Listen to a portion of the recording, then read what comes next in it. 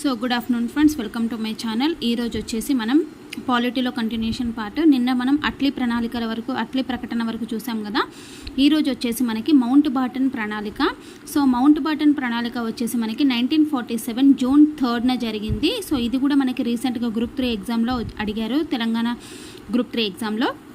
So mount బాటన్ ప్రణాళిక వచ్చేసి 1947 June 3న జరిగింది. దీనికి గల ఇతర పేర్లు ఏంటి అంటే భారత స్వాతంత్ర చట్ట నమూనా బిల్లు, డిక్కీ బర్డ్ ప్రణాళిక ఆర్ బాల్కన్ ప్లాన్. ఇవి మూడు కూడా ఈ మౌంట్ బాటన్ ప్రణాళికకు ఉన్నటువంటి పేర్లు అనమాట. సో ఏంటి అంటే భారత స్వాతంత్ర చట్ట నమూనా బిల్లు, డిక్కీ బర్డ్ ప్రణాళిక, బాల్కన్ ప్లాన్. ఓకేనా. సో మరి ఈ మౌంట్ బాటన్ ప్రణాళికలో ఉన్నటువంటి ముఖ్యాంశాలు ఏంటి? ఓకేనా. సో ఫస్ట్ వచ్చేసి ఏంటి అంటే బ్రిటిష్ ఇండియాను భారత్, పాకిస్తాన్ అని 2 దేశాలుగా విభజించాలి అని చెప్పేసి మౌంట్ బాటన్ చెప్పాడనమాట. అంటే బ్రిటిష్ ఇండియాని భారత్, పాకిస్తాన్ సపరేట్గా 2 దేశాలుగా విభజించాలి అని చెప్పారు. అలాగే 2 దేశాలు తమ రాజ్యాంగాలను రూపొందించుకునే వరకు 1935 భారత ప్రభుత్వ చట్టాన్ని అనుసరించి పరిపాలన నిర్వహించుకోవాలి. అంటే ఇప్పుడు మనం భారత్, పాకిస్తాన్గా విడగొట్టాలంటున్నాం కదా. ఆ 2 దేశాలు కూడా తమ తమ రాజ్యాంగాలను రూపొందించుకునే వరకు 1935 భారత ప్రభుత్వ చట్టం ఉంది కదా మనకి, 1935 ఇండియన్ గవర్నమెంట్ యాక్ట్, ఆ చట్టాన్ని అనుసరించి పరిపాలన నిర్వహించుకోవాలని చెప్పారు. అట్లాగే రాడ్క్లిఫ్ సూచనని అనుసరించి 2 దేశాల మధ్య సరిహద్దులు నిర్ణయించబడతాయి. సో మనకి ఇది ఇంపార్టెంట్. ఇండియాకి పాకిస్తాన్కి మధ్య విభజన రేఖ వచ్చేసి ఏంటి అని అంటే మనకి రాడ్క్లిఫ్ అనమాట. సో ఈ రాడ్క్లిఫ్ రేఖ కాబట్టి రాడ్క్లిఫ్ అనే అతని పేరు మీదుగా అతని సూచనను అనుసరించి 2 దేశాల మధ్య సరిహద్దులు నిర్ణయించబడతాయి. అలాగే స్వదేశీ సంస్థానాధీశులు స్వతంత్ర దేశంగా ఉండవచ్చు. ఓకేనా. మరి భారత్, పాకిస్తాన్గా విడగొట్టబడతాయి. మరి స్వదేశీ సంస్థానాలు ఉంటాయి కదా మనకి. ఈ స్వదేశీ సంస్థానాధీశులు వచ్చేసి వాళ్ళు స్వతంత్ర దేశంగా కూడా ఉండవచ్చు అనమాట. ఓకేనా. సో ఈ క్రింది వివాదాస్పద ప్రాంతాలు పాకిస్తాన్లో భాగమవుతాయి. ఏవేవి అంటే సింధ్ రాష్ట్రము, పశ్చిమ పంజాబ్, తూర్పు బెంగాల్. చూడండి, పంజాబ్ ఏమో పశ్చిమ, బెంగాల్ వచ్చేసి తూర్పు బెంగాల్, సింధ్ రాష్ట్రం, బెలూచిస్తాన్, అస్సాంలోని సిల్హట్ జిల్లా. ఓకేనా. ఈ 5 ప్లేసెస్ కూడా వివాదాస్పద ప్రాంతాలు కాబట్టి ఈ ప్రాంతాలు అన్నీ కూడా పాకిస్తాన్లో భాగం అవుతాయి అని చెప్పేసి మౌంట్ బాటన్ ప్రణాళికలో ఉందన్నమాట. ఓకేనా. అలాగే వివాదాస్పదమైనటువంటి జునాగఢ్ ఉంది కదా, ఈ జునాగఢ్ ప్రాంతం ప్రజాభిప్రాయ సేకరణని అనుసరించి భారత్లో విలీనం అవుతుంది. అయితే జునాగఢ్ ప్రాంతం ఉంది కదా, ఈ స్వదేశీ సంస్థానాలు అంటే ప్రిన్స్లీ స్టేట్స్ అనమాట. సో ఈ వివాదాస్పదమైనటువంటి జునాగఢ్ ప్రాంతం ఉంది కదా, ఈ ప్రాంతం వచ్చేసి ప్రజల అభిప్రాయాన్ని సేకరించి ప్రజల అభిప్రాయానుసారము భారత్లో విలీనం అవుతుంది అని చెప్పాడు. ఈ 5 ఏమో పాకిస్తాన్లో విలీనం అవుతాయి, జునాగఢ్ మాత్రం ప్రజాభిప్రాయ సేకరణ అనుసరించి భారత్లో విలీనం అవుతుంది అని చెప్పేసి మనకు మౌంట్ బాటన్ ప్రణాళికలో ఉంది. అట్లాగే ఈ ప్రణాళికను అనుసరించి 562 స్వదేశీ సంస్థానాలలో సుమారు 554 భారత్లో విలీనం అయ్యాయన్నమాట. అంటే మౌంట్ బాటన్ ప్రణాళికను అనుసరించి మనకి 562 స్వదేశీ సంస్థానాలు ఉంటే ఆ 562 స్వదేశీ సంస్థానాలలో సుమారు 554 ఇండియాలో విలీనం అయ్యాయన్నమాట. అలాగే భారత స్వాతంత్ర చట్ట నమూనా బిల్లును ఇంగ్లాండ్ పార్లమెంట్లో ప్రవేశపెట్టబడిన కాలం ఎప్పుడు అంటే 1947 జూలై 4 అనమాట. అంటే మౌంట్ బాటన్ ప్రణాళిక జూన్ 3 అయితే ఈ భారత స్వాతంత్ర చట్ట నమూనా బిల్లు ఆర్ మౌంట్ బాటన్ ప్రణాళికను ఇంగ్లాండ్ పార్లమెంట్లో ఎప్పుడు ప్రవేశపెట్టారు అని అంటే మనకి 1947 జూలై 4న ప్రవేశపెట్టారనమాట. ఆ బిల్లును బ్రిటిష్ పార్లమెంట్ ఆమోదించిన కాలం వచ్చేసి 1947 జూలై 15న బిల్లును ఆమోదించడం అనేది జరిగింది. సో అట్లాగే ఇంగ్లాండ్ రాజు ఈ బిల్లుపై ఆమోద్రముద్ర వేసిన కాలం వచ్చేసి 1947 జూలై 18. ఇక్కడ గుర్తుపెట్టుకోండి, మౌంట్ బాటన్ ప్రణాళిక ఆర్ భారత స్వాతంత్ర చట్ట నమూనా బిల్లు ఎప్పుడు వచ్చింది అని అంటే మనకి 1947 జూన్ 3న. అయితే ఈ భారత స్వాతంత్ర చట్ట నమూనా బిల్లు ఆర్ మౌంట్ బాటన్ ప్రణాళికను ఇంగ్లాండ్ పార్లమెంట్లో ప్రవేశపెట్టింది ఎప్పుడు అంటే 1947 జూలై 4న. అట్లాగే బ్రిటిష్ పార్లమెంట్ ఆమోదించిందేమో జూలై 15. ఈ బిల్లుపై ఇంగ్లాండ్ రాజు ఆమోదముద్ర వేసిందేమో జూలై 18 అనమాట, 1947. సో ఇంగ్లాండ్ పార్లమెంట్ ఆమోదించిన చట్టాలలో ఉదాత్తమైన చట్టంగా ఈ చట్టంను పేర్కొంటారనమాట. ఆ మౌంట్ బాటన్ ప్రణాళికను ఉదాత్తమైనటువంటి చట్టంగా పేర్కొంటారు ఇంగ్లాండ్ పార్లమెంటు. అప్పటి వరకు ఆమోదించినటువంటి చట్టాలలో ఈ చట్టాన్ని మాత్రమే ఉదాత్తమైన చట్టంగా అభివర్ణిస్తారు అని చెప్పేసి చెప్తున్నారనమాట. అలాగే మనకి ఇంకేంటి అంటే సో ఈ మౌంట్ బాటన్ ప్రణాళిక ప్రకారమే ఆగస్టు 14న పాకిస్తాన్ ఇండిపెండెన్స్ డే, ఆగస్టు 15న ఇండియా ఇండిపెండెన్స్ డే అని జరుపుకోవాల్సి వస్తుంది. సో దేనివల్ల అంటే మనకి మౌంట్ బాటన్ ప్రణాళిక వల్లనే. ఓకేనా. సో ఆగస్టు 15న స్వాతంత్ర దినోత్సవం జరుపుకునే మరొక దేశం ఏంటంటే బహ్రెయిన్ కూడా అనమాట. ఓకేనా. సో బహ్రెయిన్ కూడా ఆగస్టు 15న స్వాతంత్రం వచ్చిందనమాట బహ్రెయిన్కి. సో బహ్రెయిన్ యొక్క రాజధాని మనామా. మరియు దక్షిణ కొరియా. ఓకేనా. సో దక్షిణ కొరియా కూడా ఇండిపెండెన్స్ డే కూడా ఆగస్టు 15. దీని రాజధాని వచ్చేసి సియోల్ అనమాట. సో అదనమాట. నెక్స్ట్ వచ్చేసి ఏంటి అంటే మనకి భారతదేశ మొదటి గవర్నర్ జనరల్ ఎవరు అని అంటే మౌంట్ బాటన్. ఇది చూడండి, ఇక్కడ భారతదేశ మొదటి గవర్నర్ జనరల్, బ్రిటిష్ ఇండియా కాదు, కంప్లీట్ భారతదేశ మొదటి గవర్నర్ జనరల్గా మౌంట్ బాటన్ ఉన్నారు. బ్రిటిష్ ఇండియా కాలంలో మొదటి గవర్నర్ జనరల్ ఏమో విలియం బెంటింగ్, భారతదేశంలో మొదటి గవర్నర్ జనరల్ ఏమో మౌంట్ బాటన్ అనమాట. అలాగే భారతదేశ చివరి బ్రిటిష్ గవర్నర్ జనరల్ ఎవరు అంటే మౌంట్ బాటన్ అనమాట. సో బ్రిటిష్ ఇండియా కాలంలో మొదటి గవర్నర్ జనరల్ విలియం బెంటింగ్ అయితే భారతదేశంలో మొదటి గవర్నర్ జనరల్ మౌంట్ బాటనే, అట్లాగే చివరి గవర్నర్ జనరల్ కూడా మౌంట్ బాటనే అనమాట. అలాగే భారతదేశానికి స్వతంత్ర భారతదేశానికి మొదటి మరియు చివరి భారతీయ గవర్నర్ జనరల్ ఎవరంటే రాజగోపాలాచారి. సో మొదటి మౌంట్ బాటన్, ఇక్కడ ఏమని చెప్పాము, మొదటి గవర్నర్ జనరల్ ఏమో మౌంట్ బాటన్. ఇక్కడ వచ్చేసి మొదటి మరియు చివరి భారతీయ గవర్నర్ జనరల్, ఇక్కడ వచ్చేసి ఏంటి అని అంటే ఇంగ్లాండ్ గవర్నర్ జనరల్ భారతదేశానికి మొదట, ఇక్కడేమో భారతదేశంలోనే మళ్ళీ భారతదేశానికి చెందినటువంటి గవర్నర్ జనరల్ ఎవరు అంటే మొదటి మరియు చివరి ఎవరు అంటే సి రాజగోపాలాచారి అనమాట. అట్లాగే స్వాతంత్ర దినోత్సవాన్ని పురస్కరించుకొని 1947 ఆగస్టు 15న ఢిల్లీలోని ఎర్రకోట నుంచి జాతిని ఉద్దేశిస్తూ నెహ్రూ చేసిన ప్రసంగానికి గల పేరేంటంటే విధితో ఒప్పందం అనమాట. అంటే ట్రస్ట్ విత్ డెస్టినీ అని అనేసి అంటారు.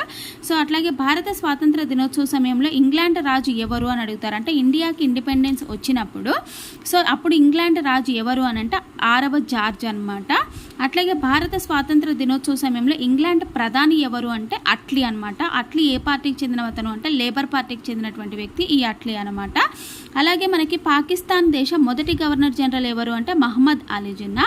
పాకిస్తాన్లో అత్యంత సర్క్యులేషన్ గల వార్తాపత్రిక డాన్ పత్రికా వ్యవస్థాపకుడు ఎవరు అంటే మహమ్మద్ అలీ జిన్నా అనమాట. సో ఇతని గురించి ఇతని పత్రిక ఈ డాన్ అనమాట. ఓకేనా.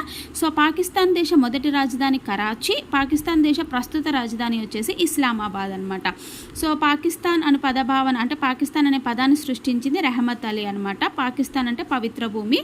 సో పాకిస్తాన్ దేశ మొదటి ప్రధాని లియాఖత్ అలీ ఖాన్. ఇది మనకు వచ్చేసి స్టాక్ జీకే లాగా అనమాట. ఇక్కడ చూడండి, ఇది వెరీ వెరీ ఇంపార్టెంట్ మనకి. 1947 ఆగస్టు 15న మొట్టమొదటి కేంద్ర మంత్రి మండలి. ఇది మనకి రీసెంట్గా గ్రూప్ 3లో అడిగారనమాట.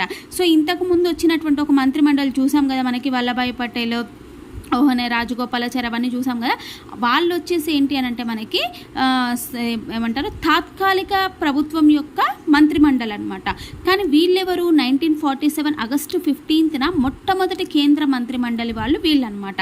ఎవరు అంటే ఫస్ట్ నెహ్రూ ఎవరు ప్రధాని, విదేశీ వ్యవహారాలు, సైంటిఫిక్ రీసెర్చ్ మినిస్టర్ అనమాట. నెక్స్ట్ వల్లభాయ్ పటేల్ వచ్చేసి ఏంటంటే హోంశాఖ మంత్రి. తర్వాత రాజ్ కుమారి అమృత్ కౌర్ వచ్చేసి ఆరోగ్య శాఖ మంత్రి. రాజేంద్ర ప్రసాద్ వచ్చేసి ఫుడ్ అండ్ అగ్రికల్చర్. ఇక్కడ చూడండి, రాజ్ కుమారి అమృత్ కౌర్ వచ్చేసి కేంద్రంలో ఏకైక మహిళ అనమాట, ఈమె ఆరోగ్య శాఖ మంత్రి. రాజేంద్ర ప్రసాద్ వచ్చేసి food and agriculture minister. John Mathai వచ్చేసి రైల్వే శాఖ మంత్రి. జగ్జీవన్ రావు వచ్చేసి కార్మిక శాఖ మంత్రి. బల్దేవ్ సింగ్ వచ్చేసి రక్షణ శాఖ మంత్రి. షణ్ముగం శెట్టి వచ్చేసి ఆర్థిక శాఖ మంత్రి. శ్యామ్ ప్రసాద్ ముఖర్జీ వచ్చేసి పరిశ్రమల శాఖ మంత్రి. గాడ్గిల్ వచ్చేసి గనులు విద్యుత్ శాఖ మంత్రి. బిఆర్ అంబేద్కర్ వచ్చేసి న్యాయశాఖ మంత్రి. మౌలానా అబుల్ కలాం ఆజాద్ వచ్చేసి విద్యాశాఖ మంత్రి. సిహెచ్ బాబా వచ్చేసి వాణిజ్య శాఖ మంత్రి. రఫీ అహ్మద్ కిద్వాయ్ వచ్చేసి కమ్యూనికేషన్ మంత్రి.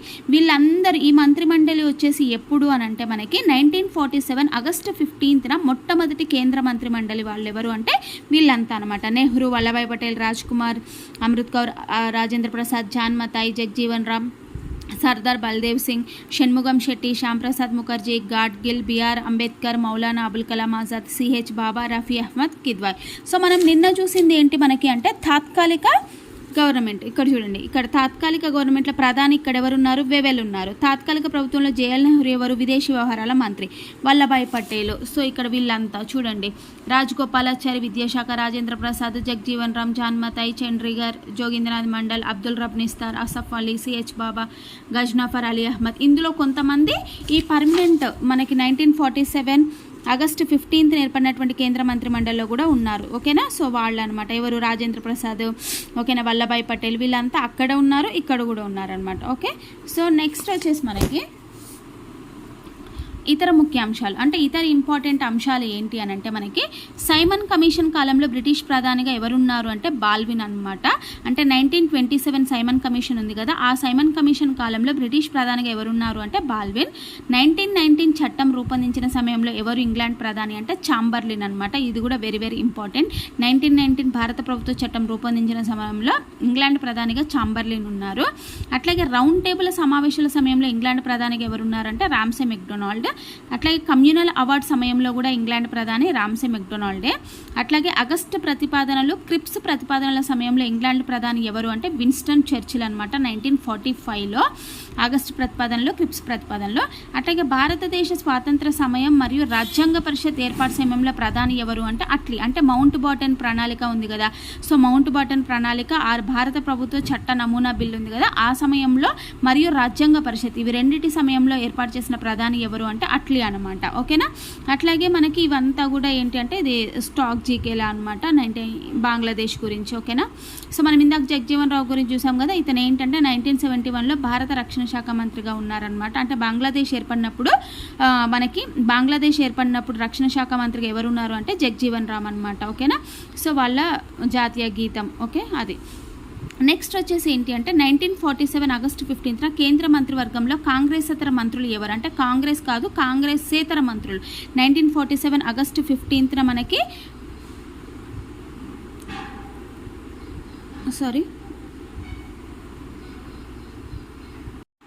1947 ఆగస్టు 15న కేంద్ర మంత్రివర్గంలో కాంగ్రెసేతర మంత్రులు ఎవరు అంటే బిఆర్ అంబేద్కర్, షణ్ముగం శెట్టి, సిహెచ్ బాబా, జాన్మతాయ్, శ్యామ్ ప్రసాద్ ముఖర్జీ. వీళ్ళ 5గురు కూడా కాంగ్రెసేతర మంత్రులు అనమాట 1947 ఆగస్టు 15న. అట్లాగే మనం చూస్తే చట్టాలు, గవర్నర్ జనరల్, వైస్రాయల్ అనమాట. అంటే ఈ చట్టం వచ్చినప్పుడు గవర్నర్ జనరల్గా ఎవరున్నారు అన్నట్టుగా. ఓకేనా. అట్లాగే చూడండి 1773 రెగ్యులేటింగ్ యాక్ట్ వచ్చినప్పుడు గవర్నర్ జనరల్గా ఎవరున్నారు అంటే వారన్ హేస్టింగ్ అనమాట, బెంగాల్ గవర్నర్ జనరల్గా ఉన్నారు. అట్లాగే 1781 డిక్లరేటరీ చట్టం వచ్చినప్పుడు కూడా వారన్ హేస్టింగే ఉన్నారు.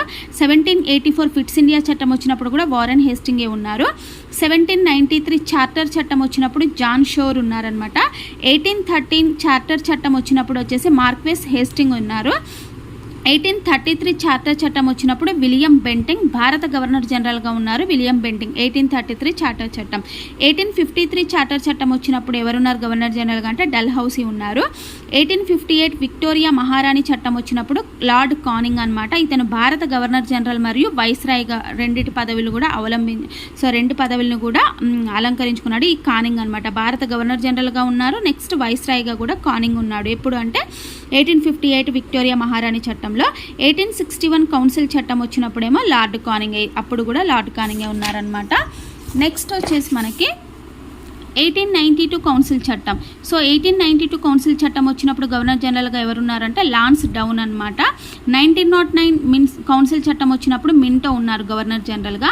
1919 భారత ప్రభుత్వ చట్టం వచ్చినప్పుడు చేమ్స్ఫర్డ్. ఇక్కడ చూడండి మీరు 1909 కౌన్సిల్ చట్టంని మింటో మార్లే సంస్కరణలు అంటారు. అందులో మింటో వచ్చేసి గవర్నర్ జనరల్ అనమాట, మార్లే వచ్చేసి భారత రాజ్య కార్యదర్శి.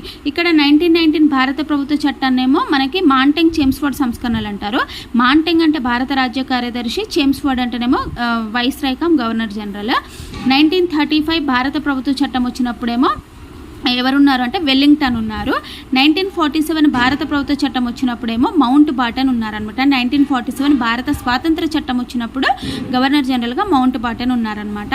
1934 కమ్యూనిస్ట్ ఉద్యమ అగ్రగామి అడ్వకేట్ జనరల్ ఎంఎన్ రాయ్ సూచన ప్రకారము 1946లో రాజ్యాంగ నిర్మాణ సభ ఏర్పాటు చేయడం జరిగింది. సో మనం నెక్స్ట్ క్లాస్లో రాజ్యాంగ పరిషత్ గురించి చూస్తామన్నమాట. సో కాబట్టి ఆ రాజ్యాంగ పరిషత్, ఆ రాజ్యాంగ నిర్మాణ సభ ఏర్పాటు గురించి ఏంటంటే 1934లో కమ్యూనిస్టు ఉద్యమ అగ్రగామి అయిన అడ్వకేట్ జనరల్ అయిన ఎంఎన్ రాయ్ గారి యొక్క సూచన ప్రకారమే మనకి 1946లో రాజ్యాంగ నిర్మాణ సభ అనేది ఏర్పాటైంది. జనవరి 26, 1950లో రాజ్యాంగం అనేది అమల్లోకి వచ్చింది. ఓకేనా. సో ఇది ఇక్కడ వరకు, అంటే కంప్లీట్గా మనది ఫస్ట్ లెసన్ ఉంది కదా భారత పరిణామక్రమ చరిత్ర అని. సో అది అయిపోయింది. మనం నెక్స్ట్ క్లాస్లో, రేపటి క్లాస్లో రాజ్యాంగ పరిషత్ గురించి చూద్దాము. సో ఇక్కడ వరకు క్లాస్ ఎలా అనిపించింది అనేది మీరు ఒక లైక్ కామెంట్ ద్వారా నాకు తెలియజేయండి. ఇంకా ఎవరైనా నా ఛానల్ని సబ్స్క్రైబ్ చేసుకోకపోతే ప్లీజ్ నా ఛానల్ని లైక్ చేయండి, షేర్ చేయండి, సబ్స్క్రైబ్ చేయండి. మరొకసారి మీ అందరికీ కూడా థ్యాంక్ యూ సో మచ్ అండి. 1000 సబ్స్క్రైబర్ అయ్యారు మన ఛానల్కి. సో 1000+ సబ్స్క్రైబర్స్ అయినందుకు మీ సపోర్ట్ ఇలానే ఉండాలని కోరుకుంటున్నాను. ఇంకా ఎవరైనా కూడా సబ్స్క్రైబ్ చేసుకోకుండా చూస్తున్నట్లయితే ప్లీజ్ నా ఛానల్ని సబ్స్క్రైబ్ చేయండి. అట్లాగే పక్కనున్న గంట సింబల్ని కూడా క్లిక్ చేయండి. ఓకేనా. So thank you very much.